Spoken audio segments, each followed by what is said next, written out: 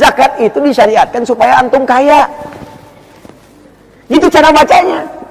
Makanya orang-orang dulu itu, ya pengen kaya itu, bisnisnya pengen kaya, supaya bisa zakat. Bisa zakat, bisa infak. Ya gimana kalau nggak ada uangnya bisa zakat? Mustahil. Ya, jadi kaya itu biasa orang dulu, passionnya mereka tinggal milih.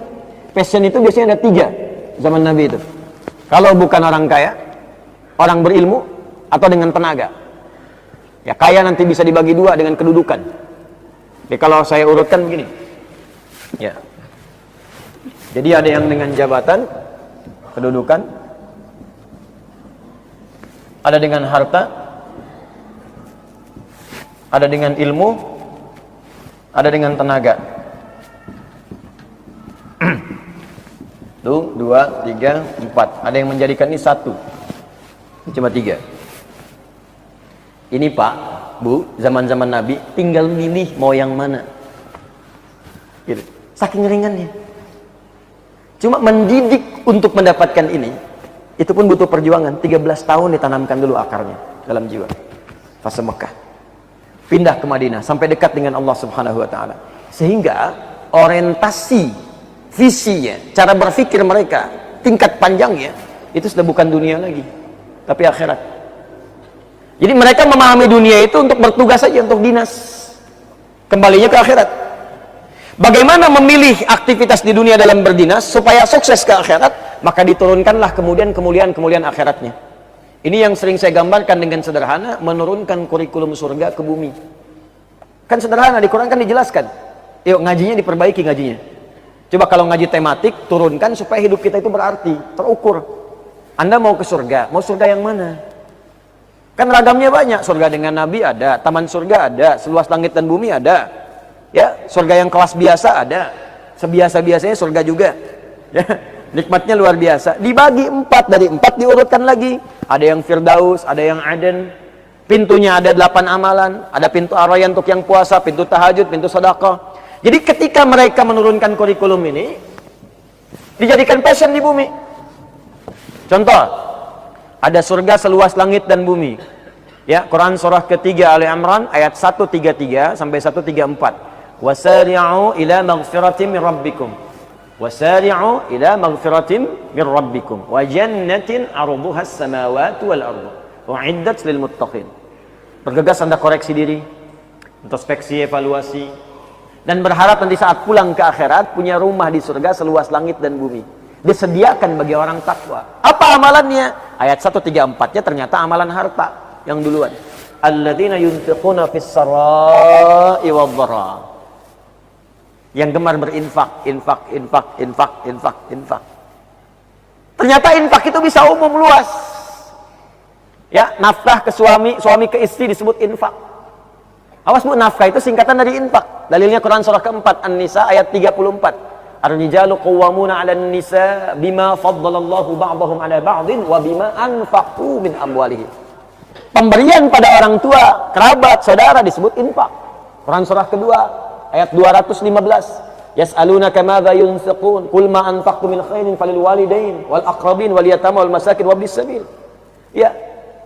Pemberian jadi sedekah, cirinya infak. Ya. Dalilnya apa? Quran surah Al-Baqarah ayat 264. Ya ayyuhalladzina amanu la tubtilu shadaqatikum bil manni wal adza kalladzi yunfiqu malahu ria'an nas. Dari sini muncul zakat. Zakat disebut sedekah. Quran surah 9 ayat ke-60. Innamas shadaqatu lil fuqara wal masakin wal 'amilina 'alaiha wal mu'allafati qulubuhum wa fir riqab wal gharimin wa fi sabilillah wa ibnis sabil. 8 golongan. Ini orientasinya kalau ingin mendapatkan surga, dengan surga yang indah, rumahnya luas, mewah, seluas langit dan bumi, silahkan ambil passionnya dengan harta. Makanya banyak orang kemudian, beberapa kalangan sahabat Nabi berusaha dengan passionnya. Ilmunya di sini, punya manajemen, bisnis, passionnya di ekonomi, dagang dia. Orientasinya apa? Supaya bisa mendapatkan surga tadi. Turunkan ke bumi kurikulumnya. Begitu diturunkan, maka dia ambil passion harta. Dia keluarkan bab bisnis dalam Al-Quran. Gimana cara bisnis yang baik? Ya, dia ikuti petunjuk Nabi. Jauhi ini, lakukan ini, tinggalkan riba, jauhi korupsi, jauhi kolusi, jauhi macam-macam, tinggalkan yang ini. Ini yang berkah, ini yang tidak. Keluarkan semua. Jadi passion kehidupan. Hasilnya bagaimana? Muncullah seperti Abdurrahman bin Auf. Modal cuman pakaian. Modal pakaian Pak saat hijrah ke Madinah. Tiba-tiba 3 bulan saya jadi orang kaya, nomor 3 di Madinah. Setahun kapaknya terbuat dari emas. Setahun. Tapi pekerjaannya apa? Yang paling membahagiakan bagi beliau bukan saat datang peningkatan omsetnya. Jadi Pak, 600 truk isinya emas, perak, dan logam mulia itu biasa bagi beliau. 600 truk datang, isinya emas semua. Emas, perak, logam mulia, dan sebagainya datang. Biasa aja. Kapak terbuat dari emas. Coba. Tapi apa pekerjaannya? Tiap hari dilihat orang Madinah. Siapa yang tidak mampu, disantuni sepertiga orang Madinah. Yang punya utang dibebaskan. Yang belum kerja, dikasih modal. Malamnya disebutkan gak ketinggalan tahajud, gak ketinggalan tahajud. Bahkan sekelas Utsman bin Affan, Abdurrahman bin Auf, Tamim Ad-Dari, itu disebutkan Al-Imam An-Nawawi dalam kitabnya At-Tibyan fi Adab Hamalatil Quran, sampai khatam Al-Quran tahajud dia. Bayangkan kaya sekaya-kayanya, kaya kan kaya dibagi 3. Kaya banget, kebangetan kayanya. Ya. Ini udah kebangetan kayanya masih tahajud juga. Yang sekarang apa? Sekaya-kayanya lihat kapaknya masih dari emas gak? Mungkin minyak kayu putih cap kapak aja nggak punya. Tapi ya orientasinya ini, makanya kenikmatannya itu saat ibadah. Jadi kata Nabi itu kaya itu biasa bagi umatku, biasa. Jadi biasa aja.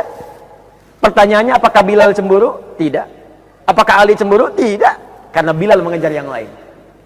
Jadi begitu yang kaya-kaya tadi melihat, misal Quran surah ke-28 ayat 77. Wabtaghi fima ataqallahu daral akhirah wa la tansa nasibaka minad dunya. Hei, hartamu pakai untuk cari akhirat, tapi jangan lupakan duniamu. Gaya silahkan. Dengan niat ibadah. Silahkan kaya sekaya-kayanya. Subuhan pakai Ferrari, duhur Lamborghini, asal pakai Pajero, silahkan aja, gak ada masalah. Ya. Mau ke Mekah pakai private jet, gak ada masalah, silahkan. Tapi orientasinya akhirat. Tahajud tetap jalan, biasa aja gitu. Ya. Silahkan, maksimalkan. Tapi tujuan utamanya apa? Ibadah. Apakah Bilal cemburu? Tidak, karena saya pengen carinya dengan tenaga. Saya nggak pengen capek kerja, saya pengen adzan aja. Masuk surga juga.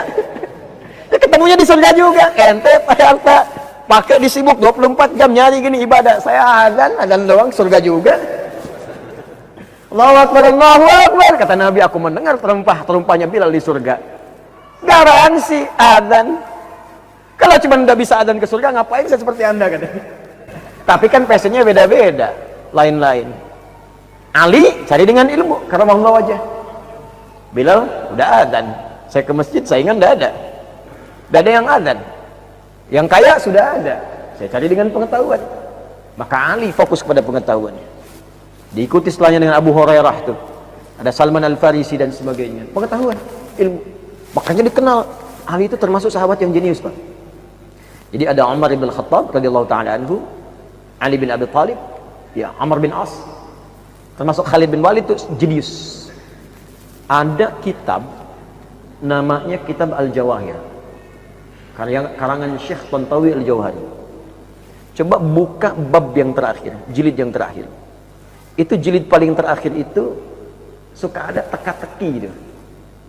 Ya, teka-tekinya bukan teka-teki silang kayak yang sekarang isi kotak sekian, ini kolom sekian, miring kanan, miring atas, silang gini, tidak, bukan.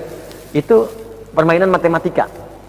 Tapi menggunakan Al-Quran dan diinspirasi dari kisah nyata. Ternyata sahabat Ali bin Abi Thalib karramahullah wajah, menantu Nabi yang paling mulia ini, itu termasuk juga ahli matematika. Tuh. Ahli tafsir iya, ahli hadis iya, balaghah paling fasih, sampai punya sekarang kitab namanya Nahjul Balaghah. Tulis Nahjul Balaghah untuk menunjukkan kefasihan sahabat Ali bin Abi Thalib. Ternyata itu pakar matematika.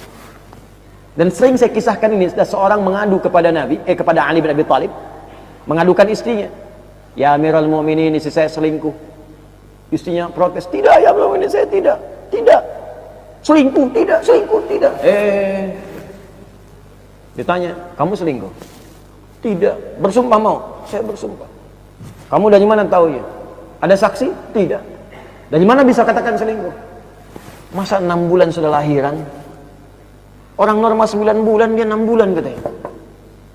Kata Ali, senyum Ali ketawa. Apakah engkau tidak baca firman Allah Subhanahu wa ta'ala? Dibacakanlah Quran surah 46 itu, Al-Ahqaf ayat 15. Ya. Sampai kepada kalimat wa hamluhu wa fisaluhu 30 syahr. mengandung dan menyapihnya. Menyapih itu memberikan ASI sampai disapih selesai, itu 30 bulan. Terus kenapa? Apa engkau juga nggak baca firman Allah di Quran surat 31 Luqman ayat yang ke-14 itu? Ya, wasainal insana biwalidayhi hamalathu ummuhu wahnan ala wahn wa fisaluhu fi amain. Seorang ibu itu mengandungnya luar biasa sulit, berat, sampai menyapihnya aja butuh 2 tahun. Ente nggak baca di Al-Ahqaf disebutkan ayat 15, mengandung, menyusui sampai disapi itu 30 bulan. Menyusui menyapih saja di Luqman 2 tahun, 2 tahun kan 4 bulan. Kalau 30 dikali 24 bukankah 6 bulan? Itu namanya prematur, Cepi. Ya kalau masih hidup sekarang mungkin begitulah. Itu namanya kelahiran prematur. Istilahkan begitu. Itu orang dulu begitu, Pak. Jago-jagoan lah. Ada yang logika, ada yang macam-macam, ada yang liberal, yang sejago-jagonya liberal zaman dulu tuh langsung sama anak kecil kalahnya. Sama anak kecil. Tokoh liberal nantangin para ulama sekota. Ya, merasa paling hebat, sama anak kecil dipanggil. Apa masalahnya katanya? Kamu yang mau lawan saya, kamu masih kecil ya. Masalahnya apa? Disebutkanlah, di mana keadilan Allah? Setan diciptakan dari api, dibalikin lagi ke api, enak dong katanya. Kita kan dari tanah dibalikin ke api. Apa-apa katanya, supaya mendekat, begitu mendekat ditampar. Wah, wih katanya kan kurang ngajar kamu. Apa yang kurang ngajar? Sakit emang, sakit. Kok bisa sakit? Pipi kamu kan dari kulit, tangan saya dari kulit. Kan sama-sama kulit.